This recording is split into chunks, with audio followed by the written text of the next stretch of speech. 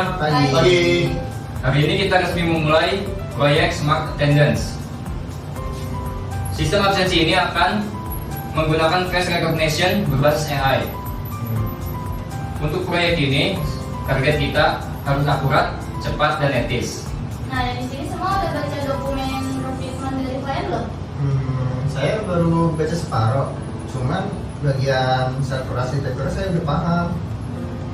Kalau saya fokus ke user journey dulu, tapi untuk pendar muka tampilannya saya sudah bikin. Saya juga nih langsung cek legal compliance dan data ethics ya, karena ini pakai biometrik, jadi kita harus hati-hati juga. Oke, sebelum lanjut, saya ingin setiap orang menyampaikan harapan untuk kerja tim ini. Untuk harapan saya, UI sistemnya itu harus mulai dipahami oleh semua pengguna, termasuk generasi yang kurang familiar sama teknologi. Kalau harapan dari saya, yang penting itu sistemnya stabil. Cuman jangan tampilannya itu nggak usah mewah-mewah biar nggak berat aja di backend. Harapan saya juga sederhana aja sih, AI-nya adil tanpa ada bias juga. Kalau dari saya sih komunikasinya harus jelas ya. Terus juga kalau misalnya ada perubahan dari rekrutmennya, tolong dikasih tahu ke semuanya. Oke, good. Sekarang kita mulai kerjanya ya. Oke.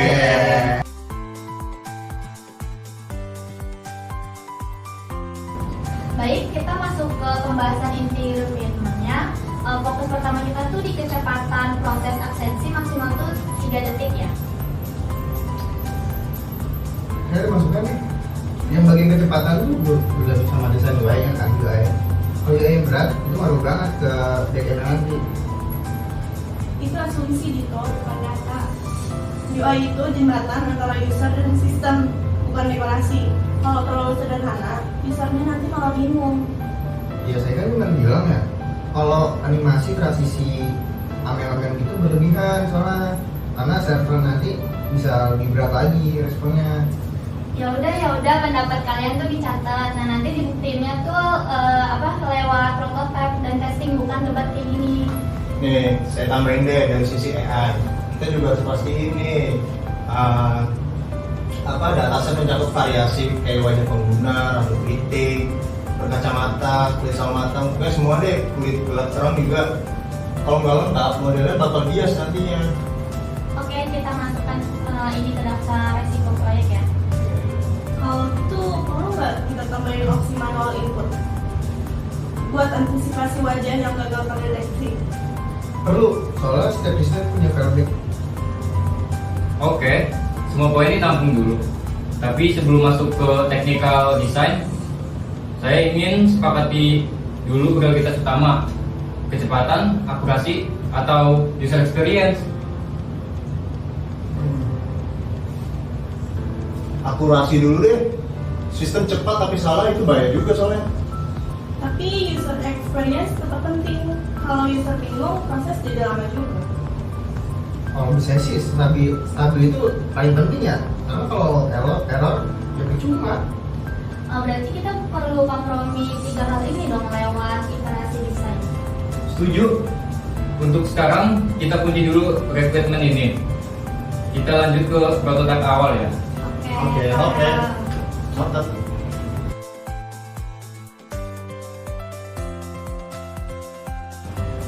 Nah, ini tampilan awal UI. Aku tambahin animasi gelombang di loading biar user tuh ngerti sistem lagi proses wajah mereka.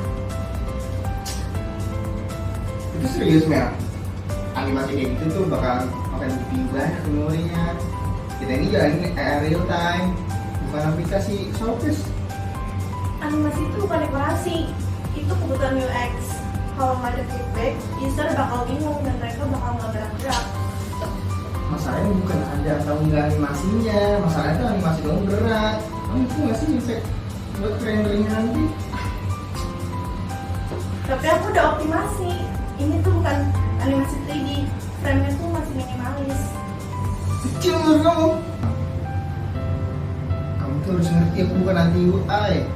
Aku tahu elemen yang bikin sistem itu nge-lag. Dan kamu juga harus ngerti, ini tuh bukan anti teknis. Aku cuma mau user tuh nggak bingung karena sistem terlalu sunyi. Jadi apa solusinya?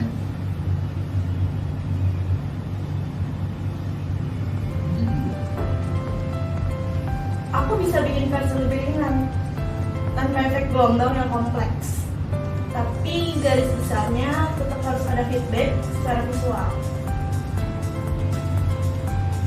Apa juga bisa bikin tes performanya. Cuma kalau versinya ringan kan nggak bakal mengganggu model AI. Terus setuju.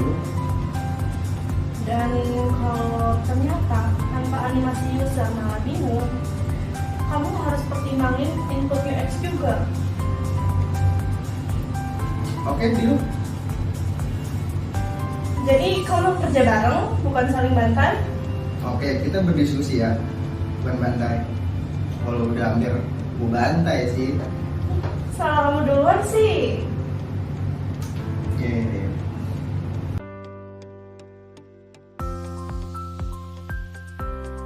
Oke, sekarang kita harus selesaiin masalah ini. Untuk itu jelasin tingkat inti masalahnya tuh gimana? Masalahnya udah saya tes ya. Kayaknya itu terlalu berat. Animasinya tinggi, bikin performa GPU-nya turun. Itu ngaruh ke TCA. Enggak, aku tuh bikin animasi bukan buat estetika. Bisa butuh feedback supaya nggak bergerak kalau aku mulai proses ini. Jadi coba jelasin pakai data. Oke, kalau dalam UX unit tanpa visual user itu sering salah posisi. Animasi itu untuk stabilitas inputnya. Oke, ngerti. Tapi kalau berat pasti turun lambat. Kita tuh butuh versi yang lebih ringan. Kalian berdua tuh sebenarnya sama-sama benar, cuma kayak pengen dari cepat selesaikan. Jadi solusinya tuh apa? Oke, aku bikin dua versi deh, penuh sama ringan. Kalau aku benchmark performanya deh. Sama kasih energi batas. Ya udah nanti aku dokumentasiin yang ada. Bagus. Oke, nanti kita review lagi ya. Gimana, setuju? Setuju.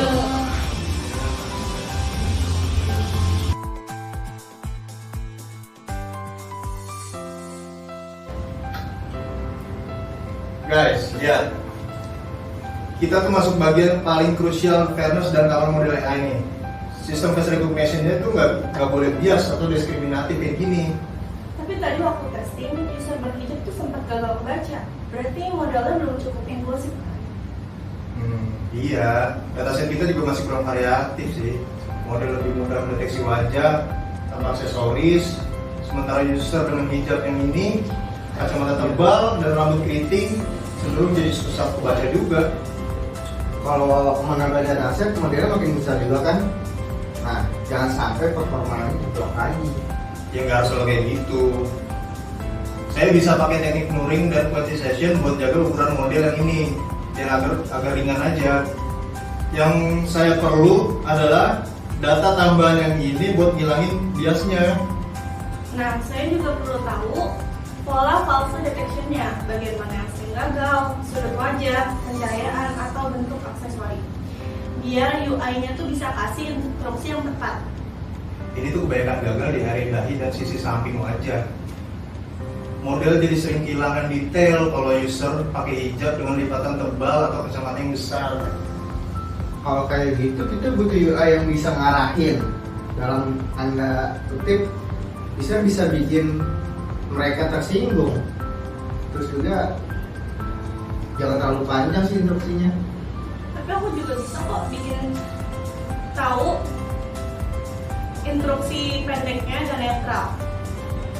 Contohnya kayak pastiin wajah terlihat jelas, tidak tertutup bayangan, bukan yang spesifik seperti menurunkan hijab.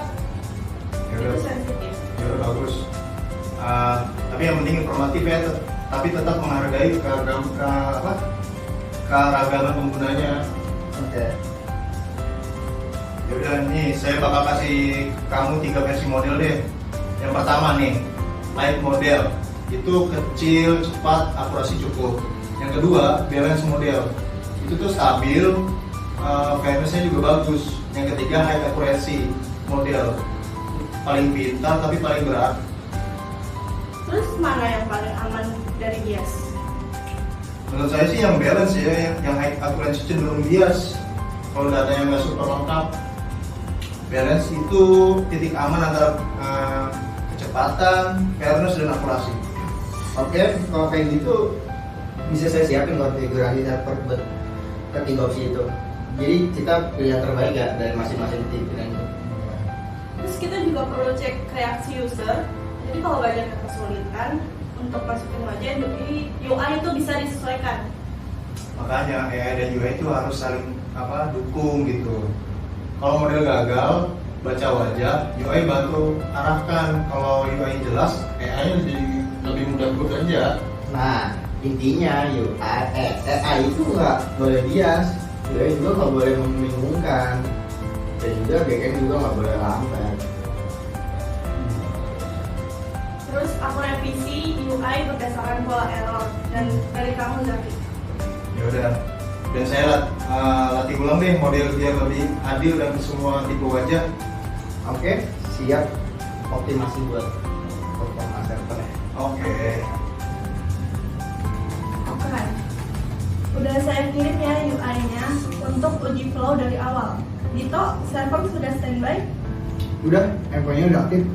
Kalau UI-nya lu panggil, API harusnya langsung detect. Nah, ini dia animasi ringannya muncul. Aku perhatiin frame-nya tuh lebih halus ya dari versi sebelumnya. Saya pantau bagian face lock. Kalau user diem seharusnya sih model langsung nangkep tanpa delay. Coba aku masukin wajah. Bentar. Kok kayak ada sedikit jeda ya? Oh, itu bukan animasi, itu GPU naik sedikit terus turun lagi kok. Tapi masih aman. Ini modelnya lagi baca kontur wajah kamu tahu, karena lighting ruangannya agak keras. Jadi sistem butuh detik tambahan gitu buat normalisasi cahayanya. Kalau gitu UI harus dikasih tanda yang jelas dong. Jangan sampai user tuh mikir kameranya rusak. Aku bisa tambahkan warning ringan. Kalau pencahayaan rendah, semacam sulit. Ini highlight kuningnya itu bagus, netral, nggak menyudutkan pengguna juga, dan ngasih sinyal yang oke lah. Kalau aku milih gini, sistem tuh perlu waktu yang lebih lama deh. Maksud sih, itu kayaknya karena sudut kamu melewati 30 derajat, model masih bisa baca, tapi akurasinya turun. Oke, itu relevan sih. Aku bisa bikin notifikasi kecil kayak hadapin wajah ke kamera, tapi jangan full pop-up.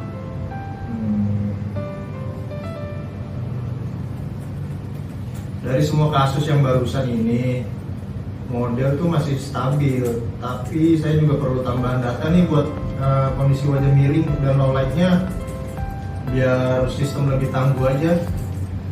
Oke, tapi selama penambahan dataset nggak bikin model jadi raksasa gitu. Aku oke. GPU usage masih di batas aman kok. UI perlu adaptasi. Kalau user terlalu dekat, terlalu jauh, atau miring, UI itu harus kasih arah visual yang kecil. Saya bisa kirim output koordinatnya buat bounding box wajah ke UI. Kamu juga bisa pakai itu buat animasi arahnya. Nah iya nih, misalnya kalau bounding boxnya keluar garis, ini kamu bisa kasih tanda panah supaya usernya kembali ke posisi awal. Nah, keren sih, nggak invasif tapi jelas. Aku bikin desainnya.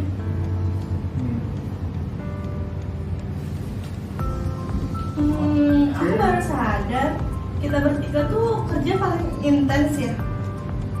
Apalagi kalau lagi testing kayak gini. Iya, soalnya kalau ada error kita langsung tahu siapa yang salah. Biasanya Dito mulu tuh yang nuduh Meli. Aduh. Ya karena 70% kasusnya emang di UI penyebabnya. Amin deh. Yang penting sistem kita makin stabil, terus deteksi wajahnya jadi makin adil cepet juga. Yaudah deh, kita lanjut next aja ya. Main waktu. Kayaknya sekarang udah malam juga. Iya, yuk. Yaudah kita tutup aja ya.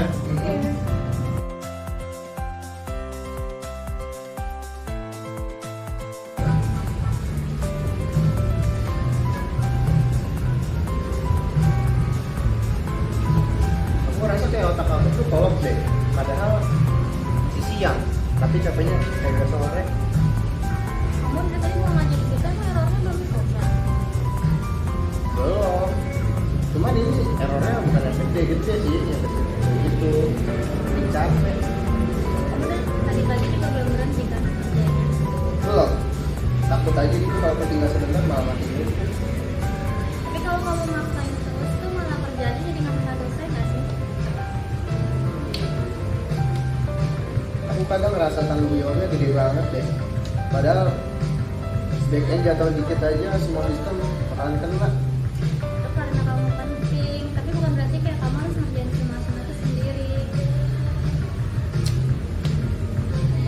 Ya, dari ekspresi muka kalian punya server hidup tapi manusianya nggak jelas. Ini gimana? Tapi begitu. Asik. Pasti ya Mel. Kayaknya kamu tuh ngetes banget dari hari ini. Iya, aku takut kalau selalu dikit ini nanti jadi kehambat. Justru kalau kamu terbang, kita semua bakal terlambat. Kalau kamu butuh tips bilang aja. Jadi kayak kita bisa geser semua prioritas. Oh iya, aku lupa kalau kita ini tim bukan kerja sendirian. Kita kan bikin sistem tuh bareng ya, bukan ngobrol siapa yang paling cepat. Oke, aku ngeliat satu bagian pentingnya dulu deh ya. Habis itu aku mau reaksi sebentar. Kayak aku catat sisanya buat jalan-jalan nanti. Buat BKM aman, manusia juga aman. Serius nih, makasih ya. Me time kita kan kerja bareng-bareng. So, smart attendance tuh butuh sistem yang sehat sama tim yang kuat. Oke.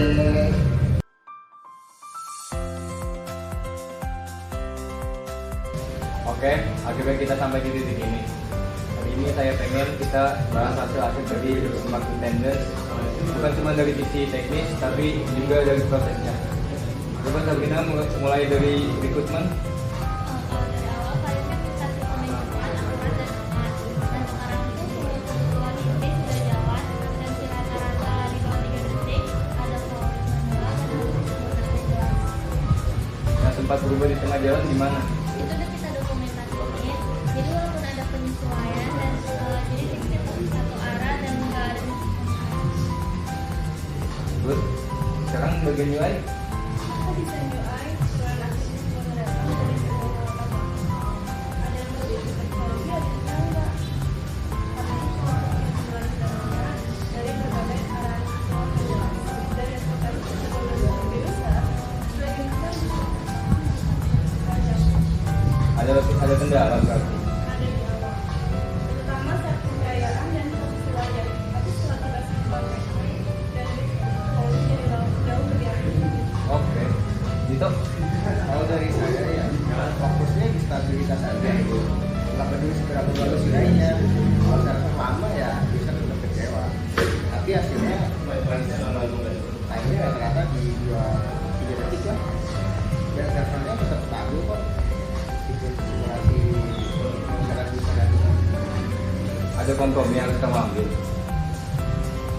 ada. Cuman itu bagian dari kerja tim lah. Bisa kan semuanya antara format dan juga ini. Itu yang saya harapkan. Sekarang bagian AI. Ini dari awal saya udah tekankan soal privacy Pak. Smart sensor pakai wajah tuh sensitif, jadi kita nggak bisa asal. Dengan balance model biasnya error turun drastis nih dari 32% di sekitar 4%. Jadi model lebih adil, berbagai tipe wajah yang bikin sistem jadi berat. Kalau sistem ini dipakai jangka panjang gimana? Model bisa terus dilatih ulang sih, jadi seiring waktu akurasinya bisa naik tanpa menurunkan errornya. Oke. Dari semua yang saya dengar, sistemnya siap dan yang lebih penting itu timnya harus solid. Sebelum kita selesai sama proyek ini, saya tuh pengen kita sebentar. Ini bukan soal hasil, tapi soal pelajarannya itu gimana.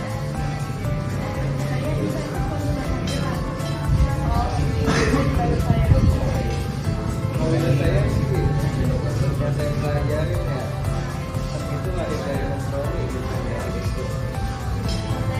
komunikasi itu lebih dari yang padahal itu tuh yang selama jadi proyek kita tuh